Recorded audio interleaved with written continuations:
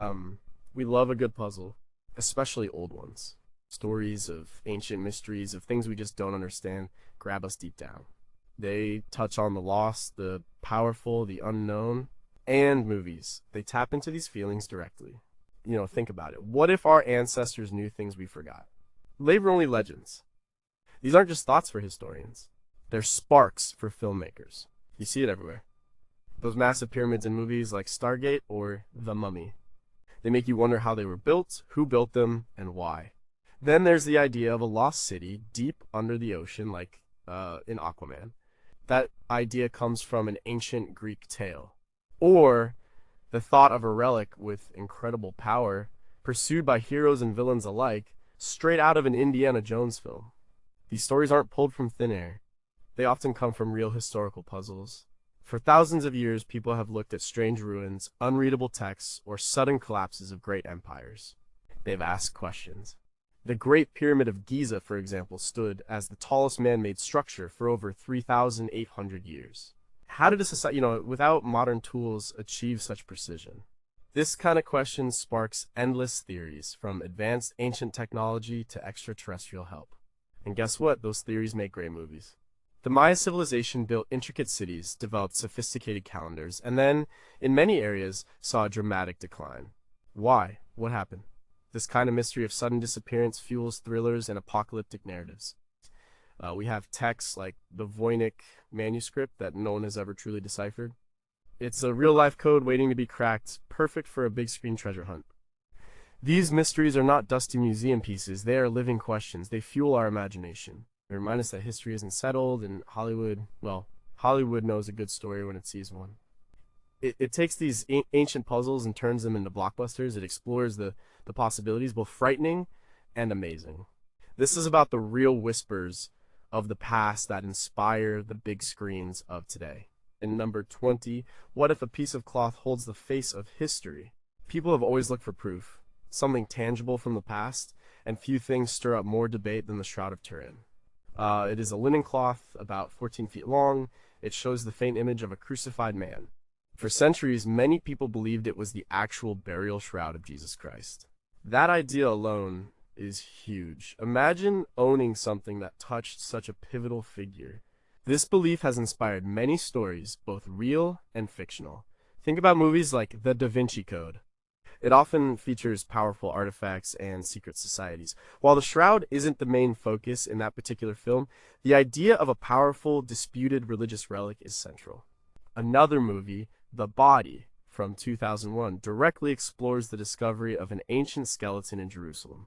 This discovery leads to a search for the burial shroud and the possibility that it might be the Shroud of Turin itself. The film deals with the profound implications if such a relic were verified. The shroud's documented history goes back to the mid-14th century. A knight named Geoffroy de Charny brought it to Leary, France. It appeared publicly around 1357, but doubts about its authenticity began almost immediately. Local bishops questioned it. They said it was a clever painting, a forgery. Yet, the veneration continued. It later passed into the hands of the House of Savoy, who moved it to Turin, Italy, in 1578. That's where it has been ever since. For centuries, the shroud was a matter of faith. Then, in 1898, something big happened. A photographer named Secondo Pia took the first photograph of the shroud. He was amazed by what he saw on the negative plate. The image on the shroud itself is faint, like a stain, but on the photographic negative, the image appeared as a clear, positive likeness. This made many people think the shroud image was not a painting. It seemed to have properties of a photographic negative itself. This discovery brought science into the debate in a major way. Years of scientific studies followed. The Shroud of Turin Research Project STIRP did a comprehensive examination in 1978. Their team of scientists spent 5 days studying the cloth. They found no evidence of paint, pigment, or dyes. They also stated, "We can conclude for now that the shroud image is that of a real human form of a scourged, crucified man. It is not the product of an artist." But they could not explain how the image was formed. This conclusion only deepened the mystery.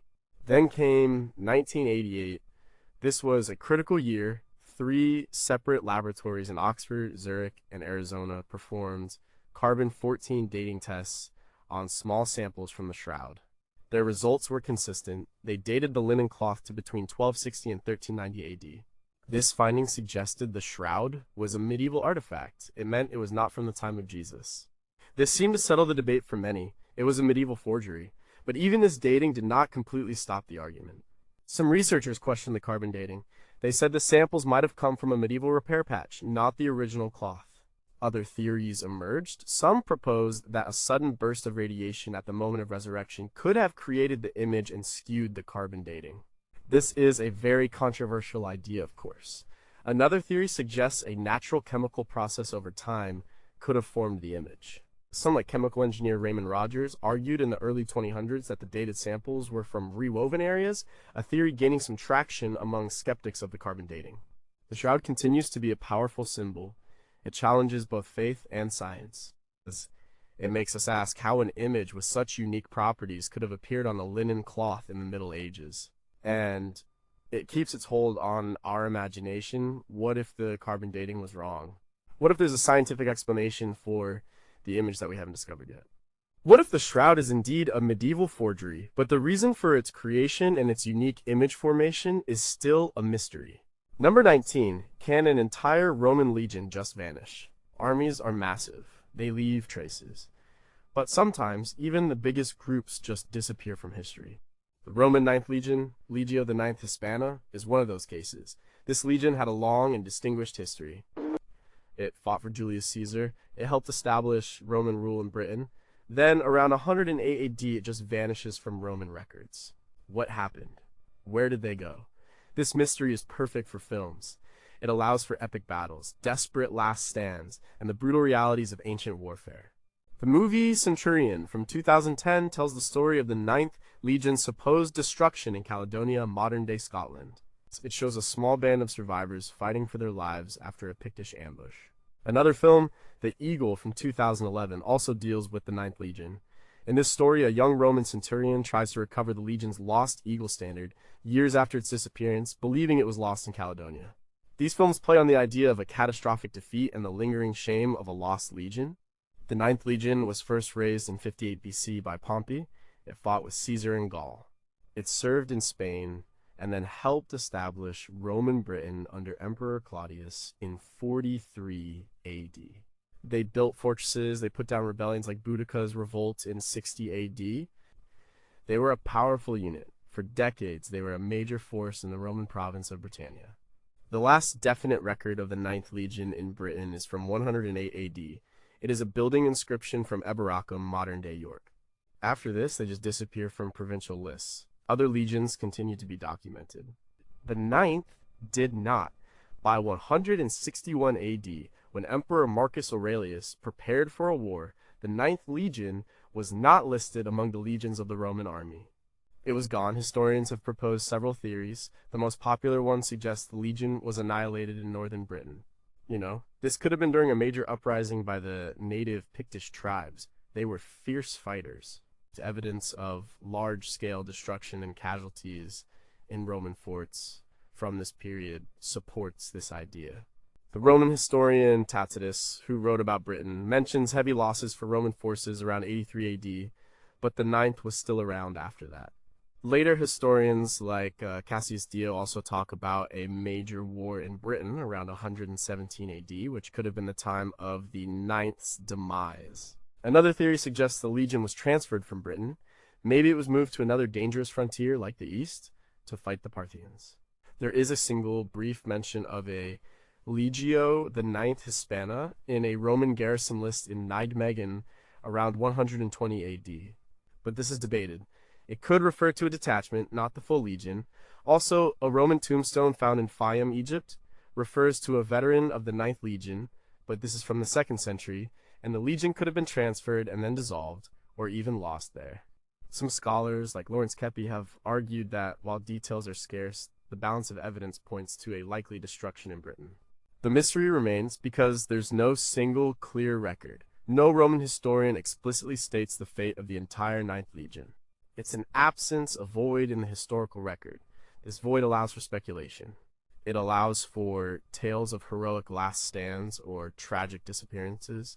Did the entire legion fall in battle in the Scottish Highlands, swallowed by the wilderness? Or were they quietly disbanded, their name erased after a catastrophic defeat somewhere else in the empire?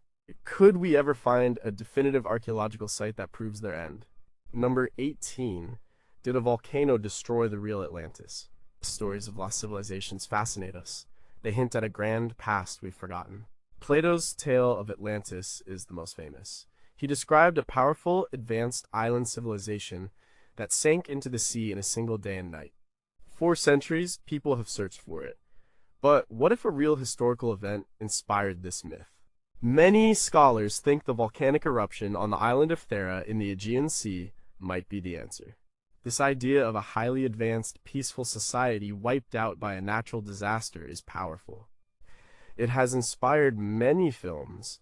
While Aquaman gives us a fantastical, literal Atlantis, the underlying concept of a grand, lost civilization is there. For movies about the end of the world or the sudden collapse of a society, like Pompeii, draw on the same fears. The idea of a vibrant culture vanishing suddenly is a potent narrative. Thera, now known as Santorini, is a Greek island. Around 1600 BC, it experienced one of the largest volcanic eruptions in human history. It was a massive event. It ejected huge amounts of ash and rock. This eruption would have created enormous tsunamis. It would have caused widespread devastation. It also created the distinctive caldera shape of Santorini that we see today.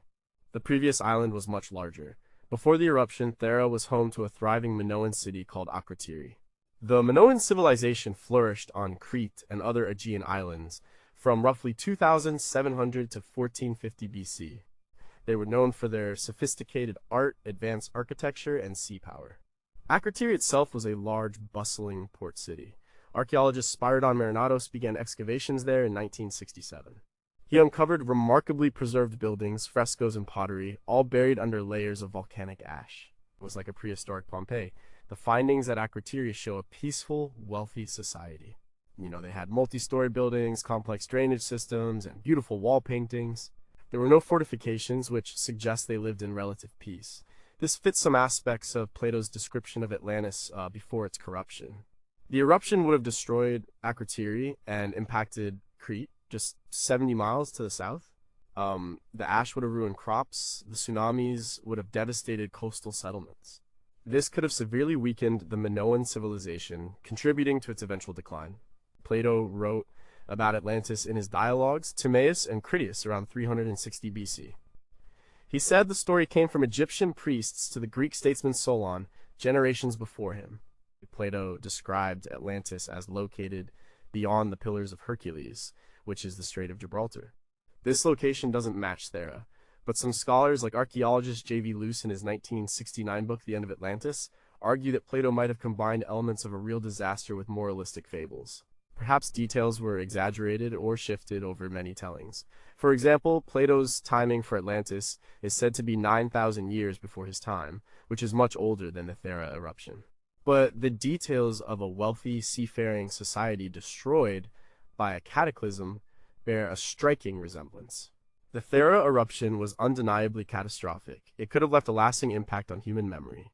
It could have been the seed for a legend about a great lost city. This disaster shows how powerful natural forces can reshape history. What if Plato's numbers were just symbolic, not literal? Could there be another large sunken city from that era we haven't found yet? How much of ancient myth is pure invention, and how much is based on distorted memory of real events? Number 17, why did a great civilization just vanish? Imagine a thriving, complex society building massive cities, developing advanced calendars, and creating intricate art. Then, over a relatively short period, many of these grand urban centers are abandoned. Their populations dwindle. This is what happened to the classic Maya civilization in the southern lowlands of Mesoamerica.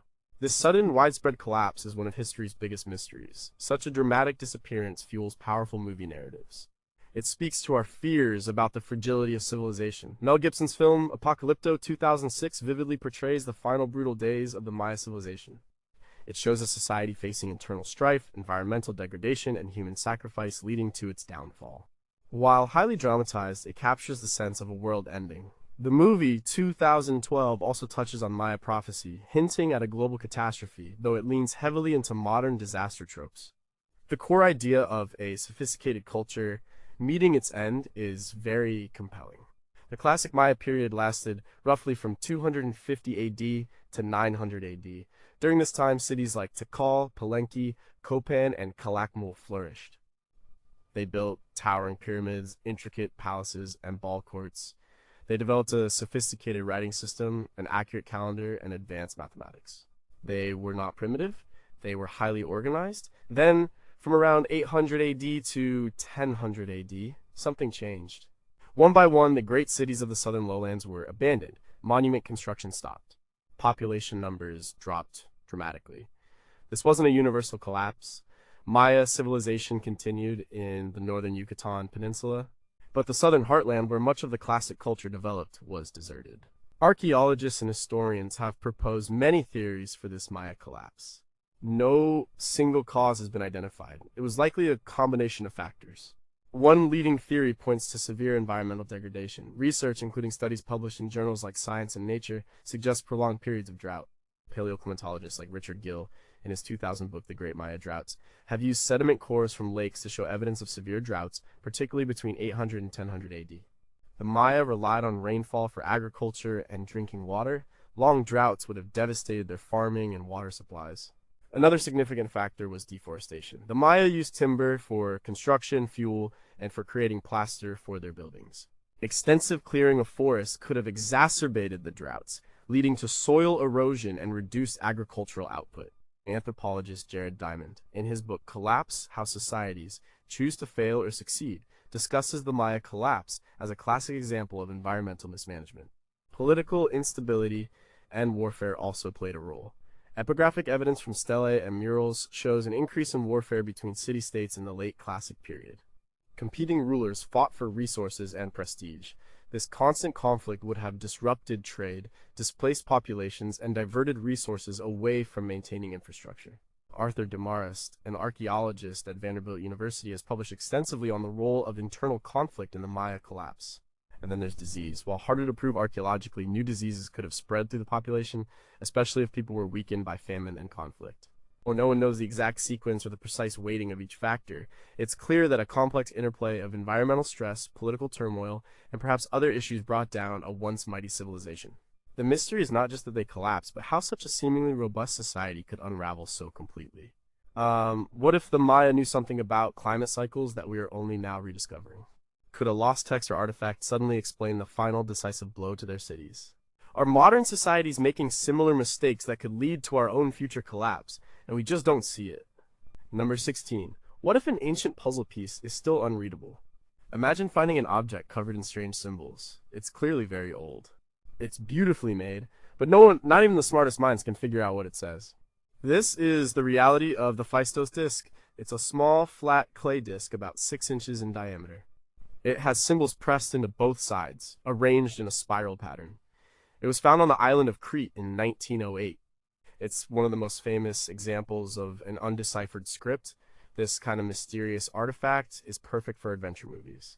It represents lost knowledge, a puzzle waiting to be solved, or even a key to ancient secrets. Think of games like, Lara Croft Tomb Raider or Uncharted. Like these stories often involve ancient artifacts with like cryptic inscriptions that lead to, hidden chambers or powerful relics. The Phaistos disc, with its unique and unreadable symbols, would fit right in as a central mystery or a crucial clue. The disc was discovered by Italian archaeologist Luigi Pernier at the Minoan Palace site of Phaistos in southern Crete. This was during excavations in a basement storage room. It was found alongside other artifacts, including Linear A tablets. Linear A is another undeciphered script from the Minoan civilization. The context suggests the disc dates to the Middle or Late Minoan Bronze Age, around 1850 to 1600 BC. What makes the Phaistos disc so unique is its method of creation. The symbols were not carved or drawn. They were pressed into the soft clay using individual stamps. This means it's an early example of movable type printing. This technology wouldn't be seen again in the West until Gutenberg's printing press thousands of years later. This alone makes the disc remarkable. There are 241 impressions on the disc, made from 45 distinct signs. These signs depict common objects, human figures, animals, plants, tools, and geometric shapes. They are arranged in groups separated by vertical lines, suggesting words or phrases. A spiral line guides the reading direction. There are even small marks, like dots and dashes, under some symbols. These might indicate suffixes or prefixes. Despite over a century of study, no one has successfully deciphered the Phaistos disc. Many attempts have been made. Scholars have tried to link the script to known ancient languages like Linear A, Linear B, which was deciphered, or even Hittite.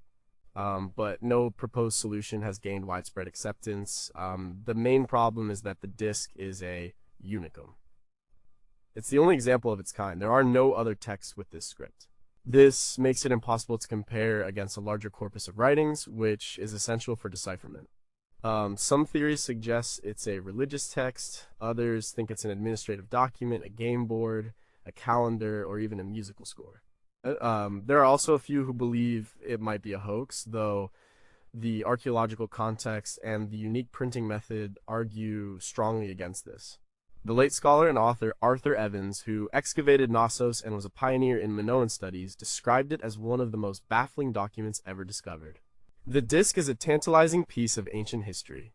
It shows us a sophisticated level of communication and technology. But its message remains locked away.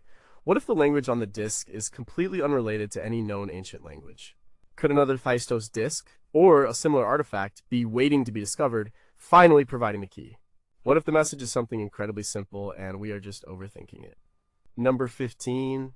Did ancient people know the world better than we thought? Maps. They show us where we are and where we're going. We take accurate maps for granted today. But imagine finding a map from centuries ago that seems to show coastlines and continents that shouldn't have been known at the time. This is the mystery of the Piri Reis map. It's a real map, drawn on a gazelle skin, dated to 1513. It caused a stir because it appears to depict the coastlines of North and South America and even parts of Antarctica long before their official discovery and exploration. This kind of artifact is gold for treasure hunts and historical mystery movies. It implies lost knowledge, secret voyages, or perhaps even contact with ancient advanced civilizations. Indiana Jones movies often feature maps and ancient charts that hold clues to hidden locations. The concept of a map that rewrites history is a powerful plot device. It suggests a whole forgotten past. The Piri Reis map was discovered in 1929 at the Topkapi Palace Library in Istanbul, Turkey. It was drawn by a Turkish admiral and cartographer named Piri Reis. He signed and dated it to 1513. The map is a fragment of a larger world map. It shows the western coast of Africa, the eastern coast of South America, and the northern coast of Antarctica. This is where it gets really interesting.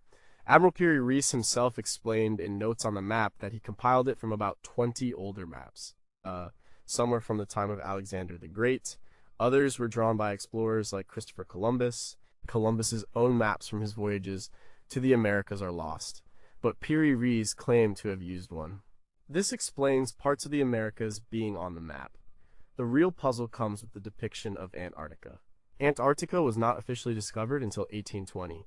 Its coastline, beneath its ice cap, was not accurately mapped until modern seismic techniques were used in the 20th century. Yet, the Piri Reis map seems to show it, and not covered in ice, but with a land bridge connecting South America to it. This suggests a map source much, much older than 1513, from a time when Antarctica's climate was different.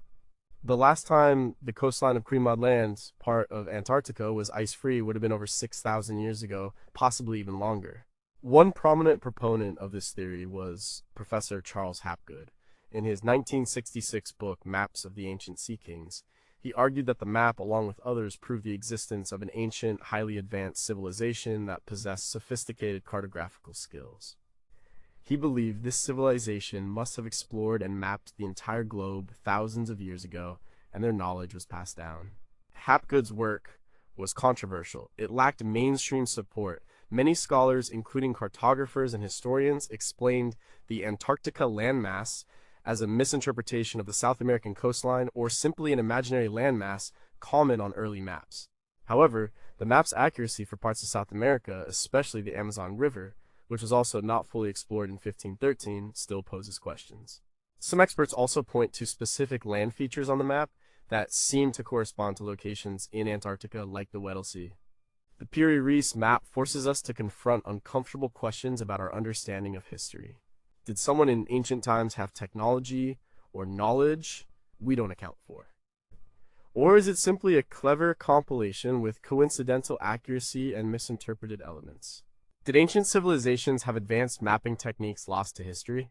Could there be other ancient maps hidden away, waiting to rewrite our understanding of global exploration? What if the unknown southern land on the map is not Antarctica, but something else entirely still unidentified? Number 14. Could ancient people use electricity? When we think of ancient civilizations, we usually picture stone tools, basic farming, and fire. We don't usually think of electricity, but what if ancient people had a rudimentary understanding, or even use, of electric power? This is the question raised by the Baghdad Battery. It is a set of 3 artifacts found together in Kujut Rabu, near Baghdad, Iraq, in 1936. They have been interpreted by some as a 2,000-year-old electric battery. This idea challenges our entire view of ancient technology. It provides a perfect setup for movies that explore lost technology or ancient aliens.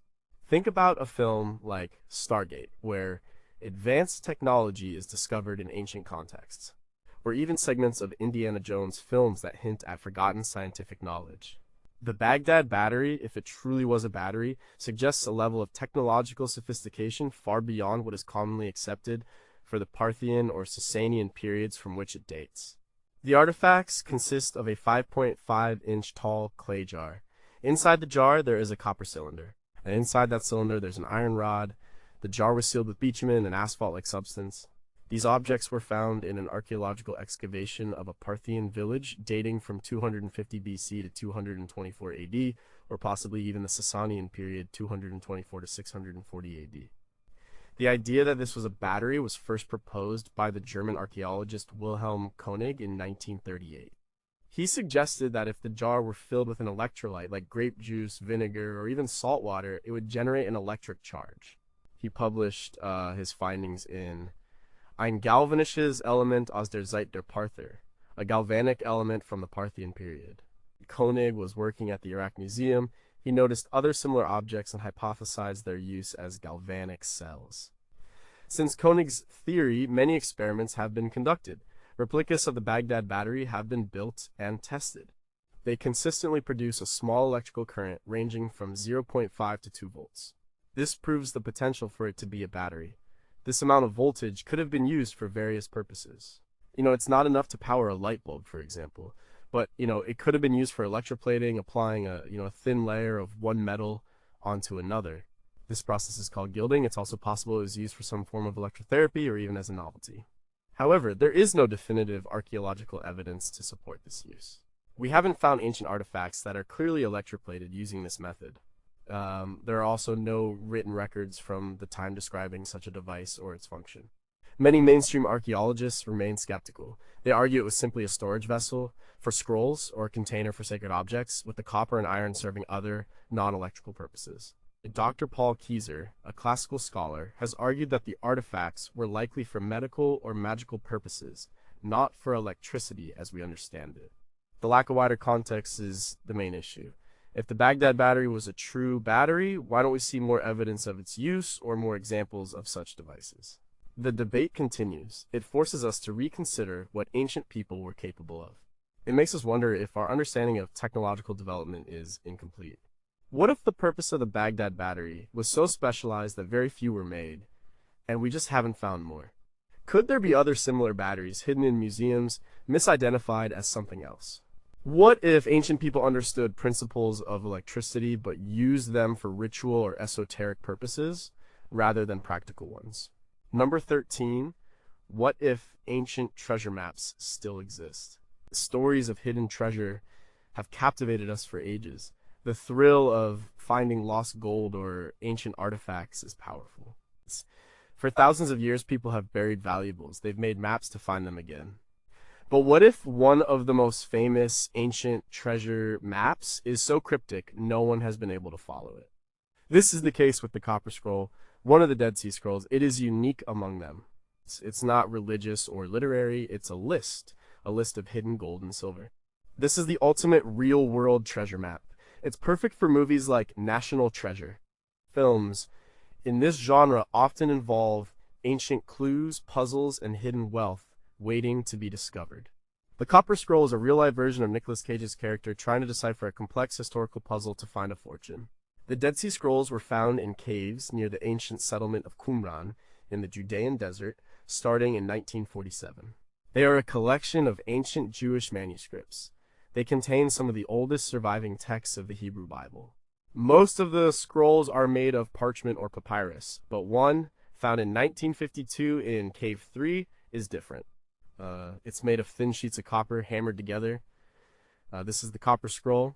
It was too brittle to unroll, so in 1955 to 1956, it was carefully cut into 23 strips by Professor H. Wright Baker at the University of Manchester. This allowed scholars to read its text. The language is Hebrew, but it's a peculiar, almost colloquial form of Hebrew. It lists 64 locations. At each location, there's a description of hidden treasure. This treasure includes vast quantities of gold, silver, and other valuables. It talks about 65 talents of gold, 600 talents of silver, and so on. A talent is a huge measure of weight, perhaps 75 pounds. The total amount of treasure described is staggering.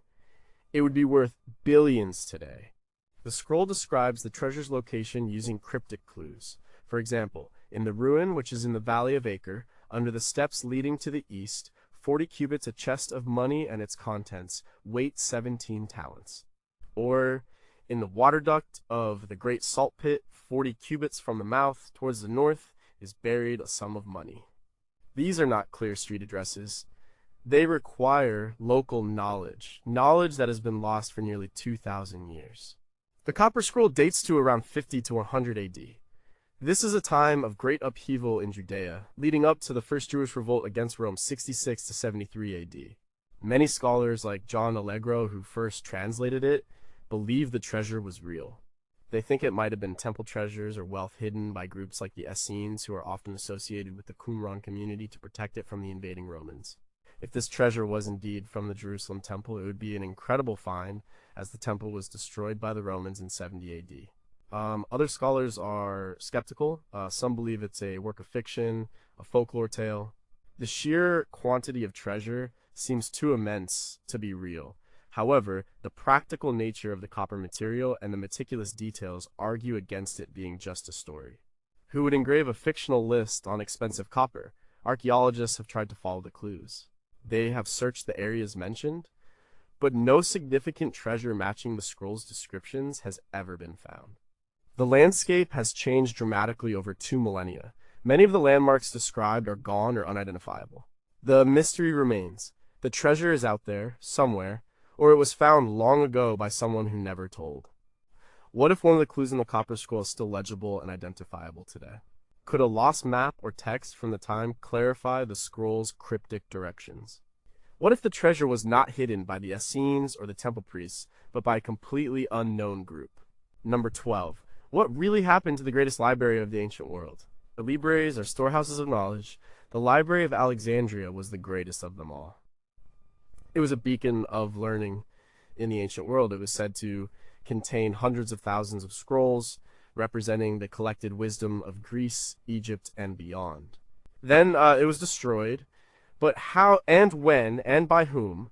The mystery of its destruction is a symbol of lost knowledge. It fuels our imagination about what vital information we might have missed out on. The tragic loss of such a monumental repository of knowledge is a powerful cinematic theme. It plays on our fears of ignorance and cultural annihilation. The movie Agora 2009 dramatizes the destruction of parts of the library during the religious conflicts of the late Roman Empire, focusing on the philosopher Hypatia. While not every detail is historically precise, the film powerfully conveys the sense of irreplaceable loss. Even movies like The Mummy hint at ancient libraries and lost texts that hold immense power. The Library of Alexandria was founded in the 3rd century BC by Ptolemy Isoter, one of Alexander the Great's generals. It was part of a larger research institution called the Mausoleum. This was a place for scholars, poets, and scientists to live and work. The library's goal was to collect all the world's knowledge. Ptolemaic kings invested heavily in it. They sent agents across the globe to acquire scrolls. Every ship entering the harbor was searched for books. These books were copied. The originals often stayed in the library. Estimates for the number of scrolls range from 40,000 to 400,000. It was truly massive for its time. The problem is there's no single clear account of its destruction. There are multiple conflicting narratives spread over centuries. This suggests not a single event, but perhaps a gradual decline or multiple incidents. One common story blames Julius Caesar. In 48 BC, during his war in Alexandria, Caesar set fire to his own ships in the harbor. The fire supposedly spread to the port and then to the library. Roman historian Plutarch, writing in the 1st century AD, mentions Caesar's fire. Seneca, a contemporary of Plutarch, also notes that 40,000 books were burned in Alexandria. However, it's debated if this refers to the Great Library itself or perhaps a large warehouse of books destined for it. The library complex may have survived, but lost a significant portion of its collection. Another period of destruction is attributed to Christian zealots in the late 4th century AD. Theophilus, the patriarch of Alexandria, led a campaign against pagan temples in 391 AD. The Serapeum, a temple to the god Serapis, also housed a daughter library of Alexandria. This temple was destroyed. This event is often seen as a significant blow to the remaining collections. Agora focuses on this period. Later, in 642 AD, the Muslim conquest of Egypt led to another accusation. The story goes that the Arab general Amr ibn al has asked Caliph Omar what to do with the library's books. And Omar supposedly replied that if the books agreed with the Quran, they were redundant. If they disagreed, they were heretical. So, they should be burned. They were then used to fuel public baths for 6 months. This account comes from a much later source, the 13th century writer Abd al-Latif al-Baghdadi. Most modern historians, including Bernard Lewis, largely dismiss this as an anti-Islamic fable. It's likely the library suffered from a combination of these events. It may have been repeatedly damaged by war, neglect, and changing political and religious climates. Its contents may have dwindled over centuries. It didn't just vanish in a single dramatic fire. It faded away, a tragic symbol of knowledge lost to time and human conflict. What if some of the library's most valuable scrolls were secretly saved and hidden? Could an undiscovered cache of texts from Alexandria still exist somewhere? What specific knowledge was lost that could have changed the course of human history? Number 11 was an ancient tomb cursed by angry gods. Ancient Egypt holds many mysteries, but few are as gripping as the idea of a curse from the pharaohs. The most famous example is the Curse of Tutankhamun. When the tomb of the young pharaoh Tutankhamun was opened in 1922, it was an astonishing discovery. It was almost completely intact. But then, a series of strange deaths among those involved with the excavation led to the idea of a mummy's curse. This kind of story is perfect for horror and adventure movies. It taps into our fear of the unknown, of ancient powers, and of violating sacred spaces. The idea of an ancient curse is central to the mummy films, especially the classic Boris Karloff version from 1932 and the 1999 Brendan Fraser reboot. These movies often feature explorers disrespecting ancient sites and unleashing terrible supernatural consequences. The discovery itself was huge. British archaeologist Howard Carter, funded by Lord Carnarvon, found the tomb KV62 in the Valley of the Kings on November 4, 1922. It was a truly monumental archaeological find. The tomb was packed with incredible treasures, gold, jewels, statues, and of course, the pharaoh's sarcophagus and golden death mask. The deaths began shortly after the tomb was opened. Lord Carnarvon, the financial backer, died in Cairo on April 5, 1923, just 5 months after the tomb's entry. The cause was sepsis from an infected mosquito bite, but the public, fueled by sensationalist press reports, immediately linked his death to a curse. Arthur Weigall, a journalist present, reportedly said at the time, if he goes up into the tomb now, "I give him 6 weeks to live." Carnarvon died 6 weeks later. Sir Arthur Conan Doyle, creator of Sherlock Holmes, even suggested that an evil elemental created by Tutankhamun's priests might have been responsible. More deaths followed over the next few years. George J. Gould, an American financier who visited the tomb, died of pneumonia a few months later. A.C. Mace, a member of Carter's team, died of arsenic poisoning. Richard Bethel, Carnarvon's secretary, died mysteriously. Even Carter's pet canary was reportedly eaten by a cobra on the day the tomb was opened. The list grew. It seemed that anyone who disturbed the pharaoh was doomed. Of course, science offers different explanations. The deaths were often attributed to natural causes, accidents, or pre-existing conditions. Lord Carnarvon was already in poor health before the expedition. His weakened immune system likely made him more vulnerable to infection. Many of the reported victims of the curse were elderly or ill. Many other people involved in the excavation lived long, healthy lives. Howard Carter himself lived until 1939, a full 17 years after the tomb was opened, and died of lymphoma at the age of 64. But what about potential dangers in the tomb itself? Some scientists, including Dr. Kent Weeks, have suggested that ancient tombs could harbor molds, fungi, or bacteria that could be dangerous. Dr. Peter V.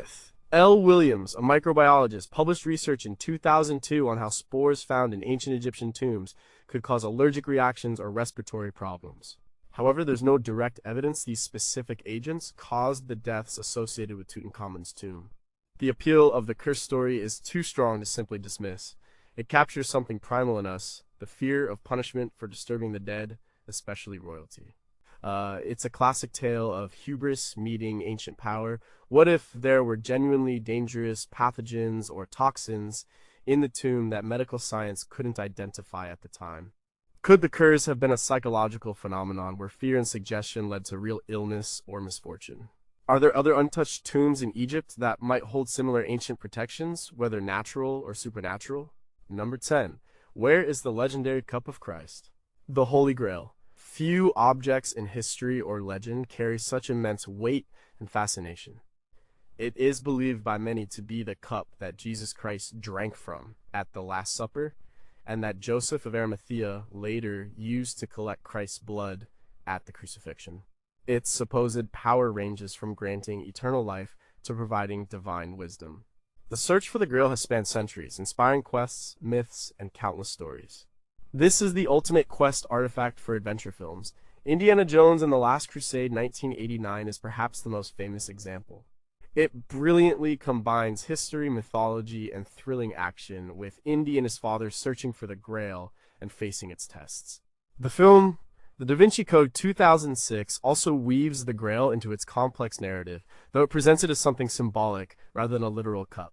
The idea of such an important, powerful artifact is endlessly captivating. The story of the Holy Grail doesn't appear in the Bible. It first emerged in medieval European literature. The earliest known mention is in the unfinished romance Percival, the story of the Grail by Chrétien de Troyes, written in the late 12th century around 1180s. In his version, the Grail is a mysterious serving dish with magical properties, bringing food and drink. It's not yet explicitly linked to Christ. Later writers expanded on the legend. Robert de Boron's poem Joseph d'Arimathie, written around 1190 to 1200, is crucial. This is where the Grail becomes the cup of the Last Supper and the vessel that held Christ's blood. This firmly links it to Christian theology. It also introduces Joseph of Arimathea as its guardian, bringing it to Britain and establishing a lineage of Grail keepers. This story became intertwined with the Arthurian legends, especially the knight's quest for the Grail. Sir Galahad became the purest knight, destined to achieve the Grail. Over time, many physical objects have been claimed to be the actual Holy Grail. There are dozens of them, mostly cups or bowls, in churches and museums across Europe. One of the most famous claimants is the Santo Calais Holy Chalice in the Cathedral of Valencia, Spain. It's a small agate cup mounted on a gold stand. Tradition holds it was brought to Rome by St. Peter, then to Spain in the 3rd century. In 2014, Pope Francis even used it during Mass in Valencia, acknowledging its historical significance, though not definitively endorsing its authenticity as the Grail. Its authenticity was studied by art historian Antonio Beltrán Martínez, who concluded in 1960 that the upper cup dated from the 1st century AD. Another claimant is the Nantios Cup, a wooden bowl found in Wales. It was once believed to have healing powers. However, modern research, including an article by historians John Towner and Richard Barber, generally dates it to the medieval period, long after Christ. The difficulty is that there is no archaeological evidence. No contemporary historical records exist for a cup like this. The story is born from literature, not historical fact. Its power lies in its symbolism and the profound spiritual quest it represents. It's about faith, redemption, and the search for ultimate truth. The enduring mystery is not just where the Grail is, but whether it ever existed as a physical object at all. Its power, in our collective imagination, is undeniable. It teaches us about hope, perseverance, and the human longing for something sacred. What if the Holy Grail is not a physical object, but a metaphor for an ancient truth or secret? Could a lost historical document one day emerge, providing clear evidence of its existence and whereabouts? If someone were to find the real Holy Grail, what would that mean for faith, history, and the world? Number 9. What if God's power was once a physical object? Imagine an object so sacred, so powerful, that it could part seas, bring down walls, or unleash devastating wrath. This is the Ark of the Covenant, described in the Hebrew Bible. It was a gold-covered wooden chest, containing the 2 stone tablets of the 10 Commandments, Aaron's rod, and a pot of manna. It was the most sacred artifact of ancient Israel, the dwelling place of God's presence on earth. Then it disappeared. The idea of a divine, powerful artifact is irresistible to filmmakers. Raiders of the Lost Ark 1981 is the quintessential movie about the Ark. Indiana Jones races against Nazis who want to use its power for evil. The film vividly portrays the Ark's immense destructive capabilities when misused. It shows the awe and terror such an object could inspire. This movie tapped directly into the long-standing mystery. The Ark's story begins in the book of Exodus. God commanded Moses to build it according to specific instructions. It was carried by the Israelites during their wanderings in the desert. It led them into battle, and it played a central role in significant events like the crossing of the Jordan River and the Battle of Jericho, where its presence supposedly caused the city's walls to fall. King David brought the Ark to Jerusalem. His son, King Solomon, built the first temple in Jerusalem specifically to house the Ark in its holiest chamber, the Holy of Holies. This was its permanent home for centuries. Only the high priest could enter the Holy of Holies, and only once a year on Yom Kippur. Then, around 586 BC, the Babylonians conquered Jerusalem. They destroyed Solomon's temple. After this event, the Ark of the Covenant vanishes from the biblical narrative. It is never mentioned again. What happened to it? Many theories exist. One common theory is that the Babylonians captured it and melted it down for its gold, or perhaps took it back to Babylon as spoils of war. However, it's strange that it's not listed among the treasures taken from the temple in the biblical accounts of the plundering. This omission suggests it might have been removed before the destruction. Another theory, famously explored in Raiders of the Lost Ark, is that it was secretly hidden before the Babylonians arrived. This is where legends and other religious traditions come in. The Ethiopian Orthodox Tewahedo Church claims to possess the Ark. They say it is kept in a chapel called the Chapel of the Tablet, next to the Church of Our Lady Mary of Zion in Axum, Ethiopia. They believe it was brought to Ethiopia by Menelik I, the son of King Solomon and the Queen of Sheba, long before the Babylonian invasion. Only one guardian monk is allowed to see it. Graham Hancock's 1992 book, The Sign and the Seal, popularized this claim, arguing for its plausibility. Other theories suggest it could be hidden in secret tunnels beneath the Temple Mount in Jerusalem, or that it was taken to Egypt, or even to Ireland. The Jewish prophet Jeremiah is sometimes said to have hidden it in a cave on Mount Nebo. But again, there is no archaeological evidence for any of these claims. The Ark remains a potent symbol of divine power and mystery. Its disappearance leaves a huge void in both religious history and archaeological understanding. Its story continues to inspire quests, both fictional and real, for an object that could change the world if found. What if the Ark of the Covenant was discovered, but its discovery was kept secret for political or religious reasons? Could the Ark have been a form of ancient technology misinterpreted as divine power? If the Ark were ever found, what would its true power be, and how would it impact the world? Number 8. What if civilization is far older than we think? For a long time, we thought of civilization developing after the last ice age around 10,000 to 8,000 BC. We imagined hunter-gatherers slowly settling down, building farms, and then, much later, creating cities and monumental architecture. But what if there's evidence that complex societies existed thousands of years earlier, right at the end of the Ice Age, or even before? Göbekli Tepe, an archaeological site in southeastern Turkey, forces us to rethink everything. This idea of a hidden, advanced past is perfect for movies that explore forgotten history, ancient aliens, or apocalyptic events that wiped out previous civilizations. Films like 10,000 BC play with the idea of sophisticated structures existing in deep prehistory. While Stargate focuses on Egyptian pyramids, the underlying question of advanced construction from a remote past is similar. The Younger Dryas impact theory, sometimes linked to Göbekli Tepe, provides a dramatic background for films about global catastrophes like Noah or other disaster movies. Göbekli Tepe was first excavated in 1995 by German archaeologist Klaus Schmidt. What he found stunned the archaeological world. It consists of massive, intricately carved T-shaped pillars arranged in circles. Some of these pillars weigh 10 to 20 tons, with some over 60 tons. They are decorated with detailed carvings of animals like lions, boars, foxes, snakes, and birds. These structures are not simple. They show a sophisticated level of organization, planning, and artistic skill. The astonishing part is the dating. Radiocarbon dating places the earliest layers of Göbekli Tepe to roughly 9,600 to 9,500 BC. This is thousands of years before the generally accepted timeline for the invention of agriculture and settled life. This site was built by hunter-gatherers. It predates the invention of pottery, writing, and even the wheel. This means people organized complex labor, had a shared belief system, and engineered massive structures without what we thought were the prerequisites of civilization. It suggests that ritual and monumental architecture might have driven the formation of complex societies, not the other way around. Schmidt, who passed away in 2014, spent nearly 2 decades excavating the site. He argued that it was a sanctuary, a place of worship, not a settlement. Its discovery dramatically changed our understanding of human prehistory. It showed that hunter-gatherers were far more capable and organized than previously thought. The Younger Dryas impact hypothesis sometimes connects to this. The Younger Dryas was a sudden, dramatic cold period that occurred around 10,800 to 9,600 BC. Some scientists, including Richard Firestone, Alan West, and James Kennett, proposed in 2007 that this cold snap was caused by a comet or asteroid impact. This impact would have caused widespread wildfires, a winter effect, and extinctions. If a sophisticated society built Göbekli Tepe just after this event, it raises questions.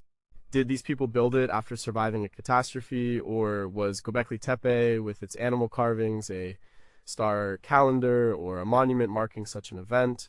Some scholars suggest the animal symbols on Pillar 43 might even record the impact event. This is highly speculative, of course.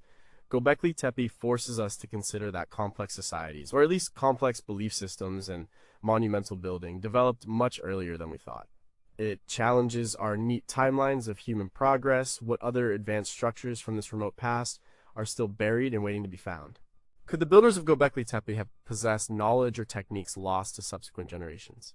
What catastrophic event, if any, ended the culture that built Göbekli Tepe and forced them to bury the site around 8000 BC? Number 7. What happened to the lost colony of Roanoke? History is full of disappearances, but few are as perplexing as the lost colony of Roanoke. In the late 16th century, English settlers tried to establish a permanent colony on Roanoke Island off the coast of North Carolina. One day, everyone was just gone. No bodies, no signs of a struggle, just a single word carved into a tree. It's a true historical ghost story. This kind of vanishing act makes for great thrillers and horror. It taps into our fear of the unknown and the fragility of early settlements. American Horror Story Roanoke 2016 directly uses this mystery as its central premise, weaving it into a terrifying supernatural narrative. The historical play The Lost Colony, performed annually in North Carolina since 1937, also dramatically explores the events surrounding the disappearance. It's a classic tale of settlers facing overwhelming odds and an unknown fate. The story begins in 1587. Sir Walter Raleigh, an English explorer and courtier, sponsored a new expedition to establish a colony in North America. John White, an artist and friend of Raleigh, was appointed governor. About 115 colonists, including women and children, set sail. Among them was White's daughter, Eleanor Dare, who gave birth to Virginia Dare, the first English child born in the Americas. The colonists landed on Roanoke Island. White soon returned to England for supplies, promising to come back quickly. But England was at war with Spain. The Spanish Armada threatened. Queen Elizabeth I commandeered all ships for defense. White's return was delayed for 3 long years. When John White finally returned to Roanoke Island in August 1590, he found the settlement deserted. The houses were gone, dismantled. There were no signs of a struggle or a massacre. The only clue was a single word, Croatoan, carved into a fence post around the fort. On a nearby tree, the letters Scro were carved. Before he left, White had told the colonists that if they moved, they should carve a Maltese cross into a tree, indicating they left under duress. There was no cross. This is where the mystery deepens. Croatoan was the name of a nearby island, now Hatteras Island, and also the name of a local Native American tribe. Did the colonists move to live with the Croatoan people? Did they assimilate? Did they die trying? Many theories have been proposed. One theory suggests they integrated with friendly Native American tribes. Indeed, some later reports from English explorers describe fair-skinned, gray-eyed people living among certain tribes in the region, speaking English. For example, in 1607, Jamestown colonists heard tales of white settlers living among the Chesapeake and other tribes. Lumbee oral tradition in North Carolina maintains a connection to the lost colonists, with some Lumbee families carrying English surnames and physical traits. Another theory suggests they were attacked by hostile tribes or even by the Spanish, though there's no solid evidence for either. Starvation, disease, or a hurricane could also have wiped them out. Some researchers, like historian Lee Miller in her 2000 book Roanoke Solving the Mystery of the Lost Colony, argue for a more gradual absorption by multiple local tribes due to dire circumstances. In recent years, archaeological work by the First Colony Foundation and others at sites like Site the 10th, now known as Metomkin, and other locations on Hatteras Island has uncovered artifacts like broken English pottery and a gold ring. These findings suggest that at least some of the colonists moved inland or to Hatteras and interacted with Native Americans. These sites, discovered in the early 2000s, suggest movement and interaction rather than outright massacre. The lack of definitive evidence is what makes the Roanoke mystery so enduring. It's a blank space in history. It allows for endless speculation about survival, assimilation, or a tragic end. What if there's a still undiscovered settlement site that holds the definitive answers? Could Native American oral traditions hold the key to understanding their fate, and we simply haven't recorded it accurately? What would it mean for early American history if we found clear evidence of Anglo-Native American assimilation on a large scale? Number 6. Can a book exist that no one can read? Imagine holding a book. It has pages filled with beautiful drawings, plants, stars, bathing women, strange symbols. But every single word is written in a language no one understands. It's not just a code, it's a script that doesn't match any known language. This is the Voynich manuscript. It's a medieval book about 240 pages long, and it's perhaps the most mysterious book in the world. This kind of enigmatic text is pure gold for movies about secret codes, ancient knowledge, or intellectual puzzles. Think of National Treasure again, where old documents hold the key to hidden secrets. The idea of a book that could unlock lost information or even hide a dangerous truth makes for a compelling story. Spy thrillers and historical mysteries often feature such uncrackable codes. The Voynich manuscript is named after Wilfrid Voynich, a Polish book dealer who acquired it in 1912. It was found in the Jesuit college at Frascati, near Rome. Experts have dated the manuscript to the early 15th century, around 1404 to 1438 AD through carbon, 14 testing of its vellum pages in 2009. This makes it genuinely medieval. The manuscript is divided into several sections: herbal, astronomical, cosmological, pharmaceutical, and recipes. Each section has unique illustrations. The herbal section contains drawings of plants that don't match any known species. The astronomical section shows diagrams of celestial bodies and zodiac signs. The balneological section shows nude women bathing in pools connected by tubes, leading some to believe it's a health or ritual text. The text itself is the biggest mystery. It's written from left to right in a consistent flowing hand. It has short words, often repeated in a very regular structure, but it uses an unknown alphabet of around 20 to 30 unique characters. Cryptographers, linguists, and codebreakers have tried for centuries to decipher it. Among them was William F. Friedman, one of America's leading codebreakers, who worked on it during World War I and II, but failed. Many theories have been proposed. One theory suggests it's a genuine language, perhaps a lost or invented one, encoding a secret message. Some academics, like Stephen Bax, a professor of applied linguistics, have claimed to decipher a few words, suggesting it might be an obscure medicinal or herbal text written in a real, albeit extinct, language. However, a full decipherment remains elusive. Another theory is that it's a sophisticated cipher. But if so, it's one of the most complex ever created, resisting all attempts at cracking it. Computer analysis has shown it has statistical properties similar to real languages, but also some unusual patterns. The most controversial theory is that it's an elaborate hoax. Perhaps it was created by an alchemist or charlatan to fool collectors, or simply as a piece of artistic nonsense. The fact that many of the plants don't exist and the astronomical diagrams are hard to interpret adds to this idea. However, the sheer volume of text, the consistent script, and the effort involved in creating such a detailed book make a simple hoax seem unlikely. If it's a hoax, it's a masterpiece of deception. The renowned historian of science and alchemy, René Zombergen, who runs a comprehensive website on the manuscript, believes it is not a hoax, but likely a forgotten natural language. The Voynich manuscript is currently held at the Beinecke Rare Book and Manuscript Library at Yale University. It sits there, a silent testament to an unknown past, daring anyone to finally unlock its secrets. What if the Voynich manuscript's language is actually a very rare dialect or code that was only used by a small group for a very specific purpose? Could the message of the book be less about words and more about its illustrations, with the text as secondary? What if the book's purpose is not to inform, but to initiate or transform, with the act of reading being part of a ritual? Number 5, could ancient Greeks build computers? When we think of ancient Greece, we imagine philosophers, architects, and dramatists. We don't usually picture complex machinery or precision gears, but a remarkable artifact found off the coast of a Greek island completely changes this perception. It's called the Thera mechanism, and it's essentially an ancient analog computer. Its existence challenges our timeline of technological development. This kind of discovery is gold for movies that deal with lost technology, hidden inventions, or a past more advanced than we realize. The most recent Indiana Jones film, Indiana Jones and the Dial of Destiny 2023, features a fictionalized version of the Antikythera mechanism as a central plot device, giving it mystical powers. It highlights the wonder and potential danger of ancient, powerful technology.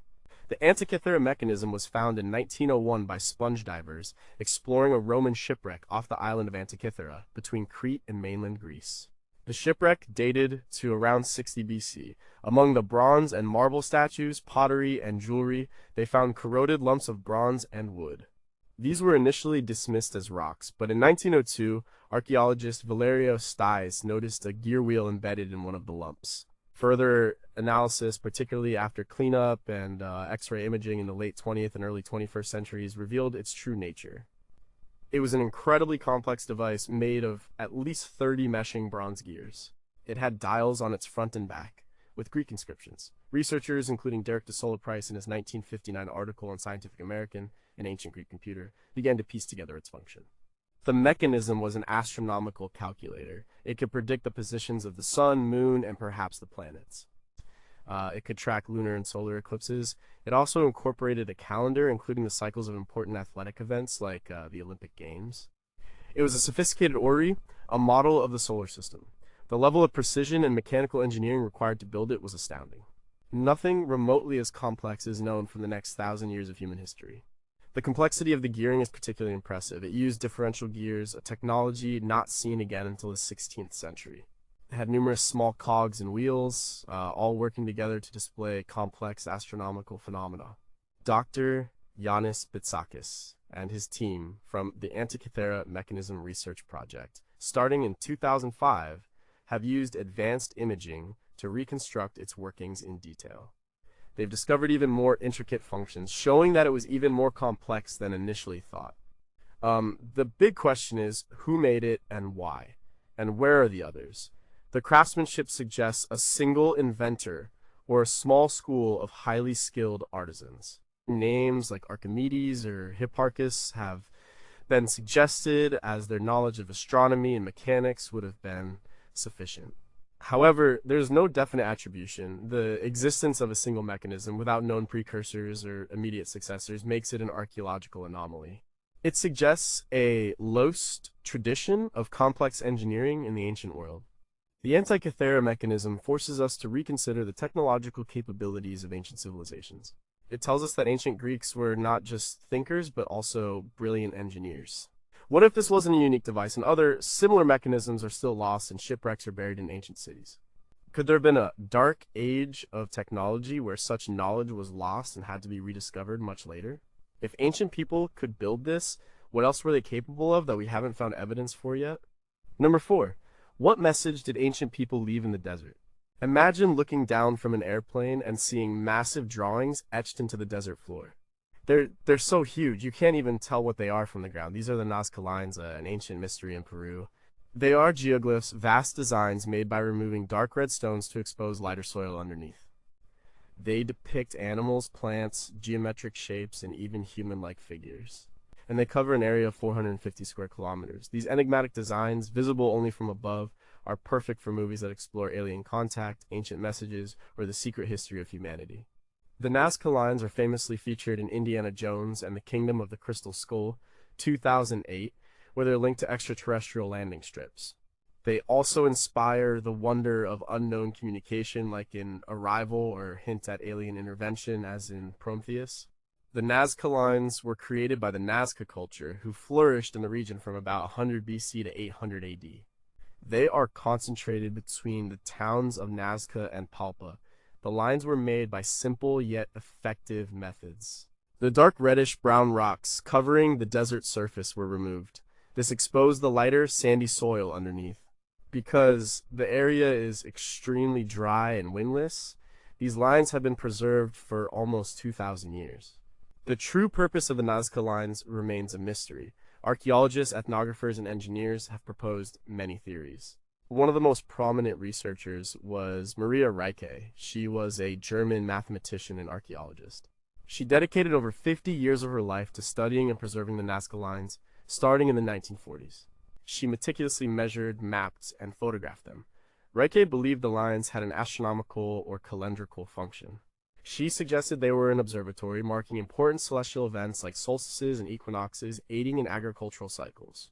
Her book, Secrets of the Desert, 1968, brought widespread attention to the lines. Another theory, put forth by anthropologist Johann Reinhard, suggests a connection to water and fertility. The Nazca Desert is incredibly arid. Water was essential for their survival.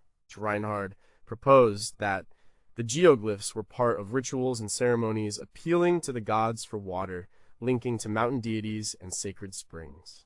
The animals depicted, like hummingbirds, monkeys, and spiders, are often associated with water or fertility in local beliefs. The most controversial theories involve extraterrestrial influence. Erich von Daniken, in his 1968 book Chariots of the Gods, argued that the lines were landing strips for alien spacecraft or messages to extraterrestrial beings. While widely discredited by mainstream science, this idea captured the public imagination and directly inspired sci-fi movies.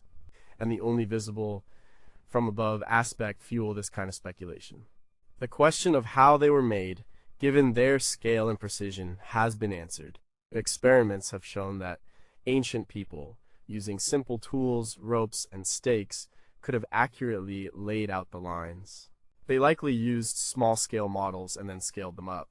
The fact that the designs are best viewed from above suggests either observation from nearby hills or perhaps from hot air balloons, though there's no evidence for the latter. The Nazca lines remain a powerful testament to the ingenuity and spiritual beliefs of an ancient culture. Their meaning continues to be debated, leaving us to wonder about the messages they tried to send across time and space. What if some lines or figures hold a very specific message that we haven't properly decoded yet? Could there be other massive geoglyphs hidden by sand or vegetation in remote areas? What if the Nazca people had a way to view these lines from above that we haven't discovered beyond just hilltops? Number 3. How did giant stones get into a circle? Walk up to Stonehenge and you feel it. The sheer size of the stones, their ancient placement. It's an awe-inspiring sight. This prehistoric monument in Wiltshire, England, is one of the most famous and mysterious places on Earth. It consists of massive standing stones, some weighing up to 50 tons, arranged in a circular pattern. It was built thousands of years ago, and we still don't fully understand how it was constructed or its exact purpose. The immense, ancient, and mysterious nature of Stonehenge makes it a perfect backdrop for movies dealing with ancient power, alien connections, or secret societies. In Transformers: The Last Knight, 2017, Stonehenge is depicted as an ancient alien landing site and a source of incredible power. Thor, 2011 also hints at its cosmic significance, aligning it with otherworldly portals. Its iconic shape makes it instantly recognizable as a symbol of deep time and unknown forces. Stonehenge was built in several phases, spanning from around 3000 BC to 1500 BC. That's over 1,500 years of construction. The earliest phase involved a circular ditch and bank, with 56 holes known as the Aubrey holes, dating to about 3000 BC. The iconic large stones we see today were added much later. There are two main types of stones at Stonehenge, the smaller blue stones and the larger sarsen stones. The blue stones weigh about 2 to 5 tons each. They were brought from the Preseli Hills in Wales over 150 miles away. This is an incredible feat for people using Stone Age technology. How did they transport them? My theories include dragging them over land, floating them on rafts along rivers and the coast, or a combination. Professor Mike Parker Pearson, a leading archaeologist from UCL, has extensively researched the blue stones' origins and transport. The sarsen stones are even more massive. These huge sandstone blocks weigh an average of 25 tons, with the largest, the heel stone, weighing 30 tons, and some lintel stones being 7 tons. They were sourced from Marlborough Downs, about 20 miles north of Stonehenge. Transporting these giants would have required hundreds of people, ropes, sledges, and possibly rollers. Then, raising them upright and placing the lintels on top required incredible engineering skill. It involved digging holes, levering stones into place, and using complex scaffolding. The purpose of Stonehenge is also debated. Many theories exist. The most widely accepted idea is that it was an ancient astronomical observatory or a ritual site connected to the solstices and equinoxes. On the summer solstice, the rising sun perfectly aligns with the heel stone and the central altar stone. On the winter solstice, the setting sun aligns with certain stones. This suggests a deep understanding of celestial movements. His research by Professor Darville and Professor Wainwright, published in Antiquity, points to the blue stones having healing properties, making Stonehenge a place of pilgrimage. Other theories suggest it was a burial ground. Indeed, hundreds of human remains have been found buried at and around the site, dating from various periods of its construction. It could also have been a place for healing, a ceremonial gathering place, or even a symbol of unity for various tribes in ancient Britain. The sheer effort involved in building Stonehenge over generations points to a profoundly important purpose. It was a central place for the people who built it. Its enduring mystery continues to draw millions of visitors and researchers. What if the alignment of Stonehenge points to something more than just seasonal changes, perhaps a forgotten star map? Could there be hidden chambers or additional structures beneath the site that we haven't discovered yet? What specific rituals or ceremonies took place within the stone circles, and what did they truly believe? Number 2, what if a great city sank into the sea? The story of Atlantis has captivated humanity for thousands of years. It's the ultimate lost city, a powerful and advanced civilization that, according to legend, sank beneath the waves in a single day and night. For many, it's just a myth, a cautionary tale.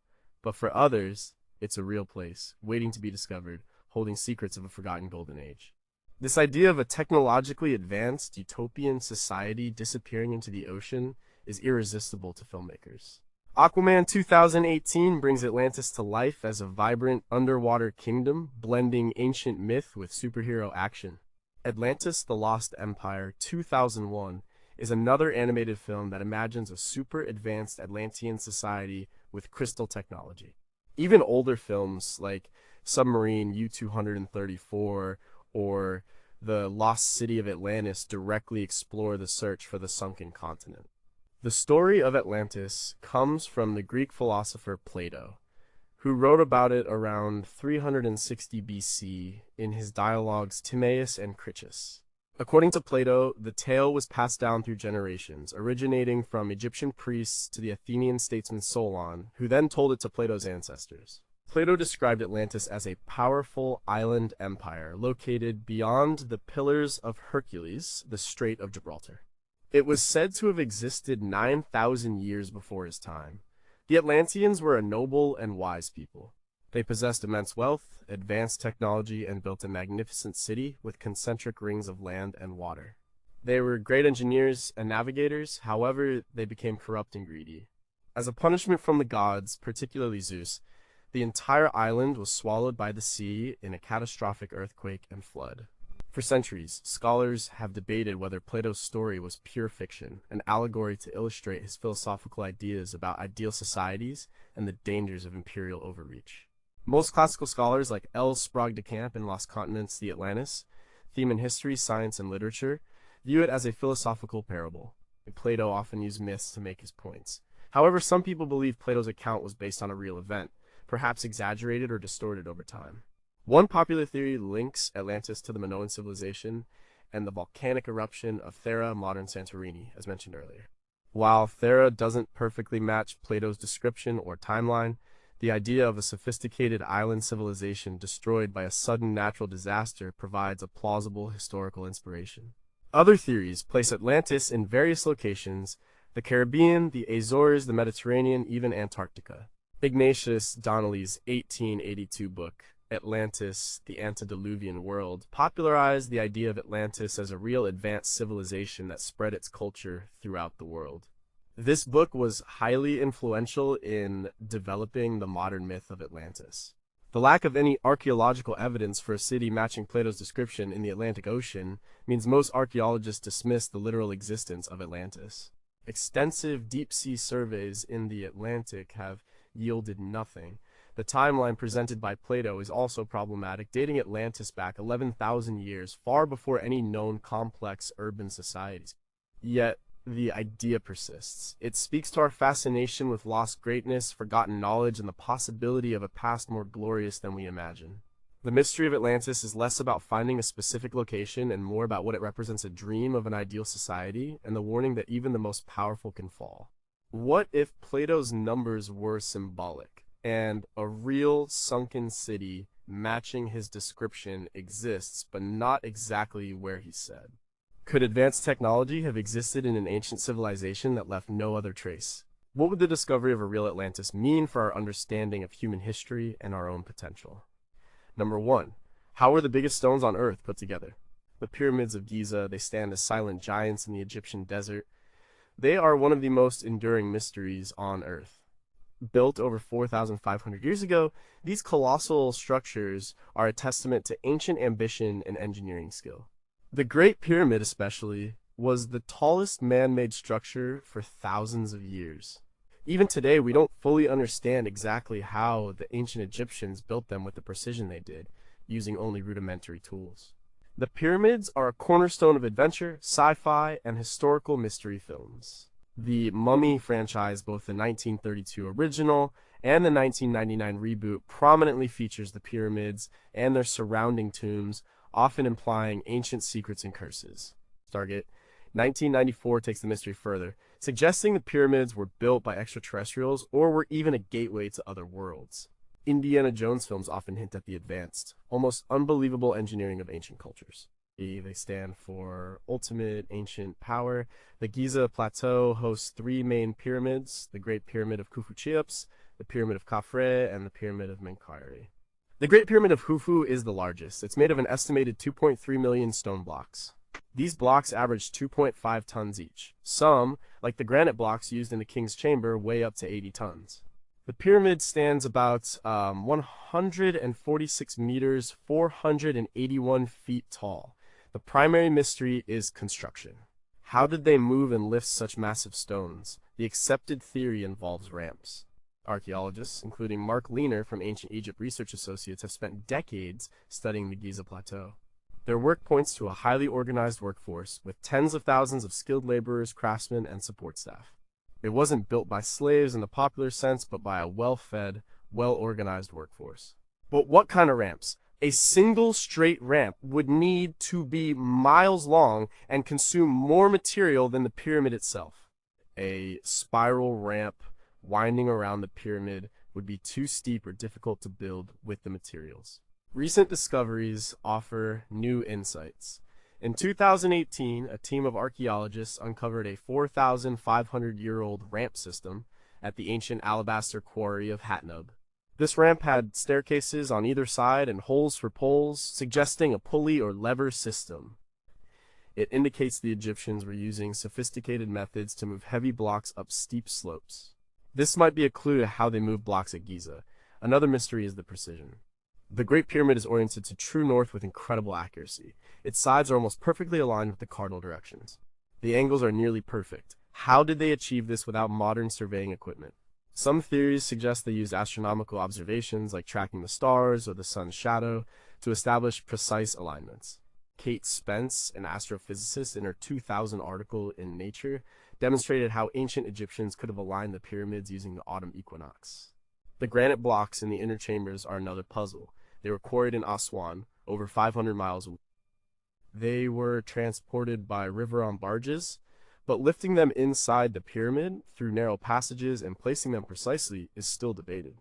Some theorize internal ramps or complex counterweight systems, and then there are the shafts or star shafts leading from the king's and queen's chambers. They don't seem to lead anywhere outside the pyramid or have a clear ventilation purpose.